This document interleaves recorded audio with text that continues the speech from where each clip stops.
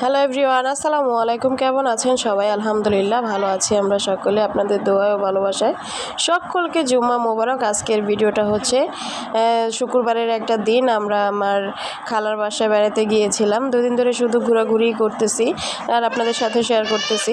যার পর দেখি সুন্দর করে ট্রেতে সালাদটা সাজিয়ে রেখেছে, তো আমি একটু ভিডিও ক্যাপচার করে নিলাম। আর এখান দিয়ে দেখছি যে কাচ্চি বিরিয়ানি রান্না করা হচ্ছিল, তো এটা দমে দেওয়া হয়েছে। এখন পাতিলটা নিচে নামিয়ে আমার শাশুড়ির নাড়া দিচ্ছে, আমি একটু ঘুরিয়ে দিচ্ছিলাম। আমার শাশুড়ি কিন্তু খুব ভালো রান্না করতে পারে, বিরিয়ানি, কাচ্চি বিরিয়ানি, যে কোনো ধরনের রান্না। আমি আমার শাশুড়ির হাতের বিরিয়ানিটা খুবই পছন্দ করি এবং অনেক দিন হয়ে গেল, অনেক মিস করি। তো যাই হোক, রান্নাবান্না শেষ, এখন পরিবেশন করবে। এখানে আমার খালার শাশুড়ির জন্য খাবার আর কি রেডি করে দিচ্ছে, এটা ওনার বাসায় চলে যাবে।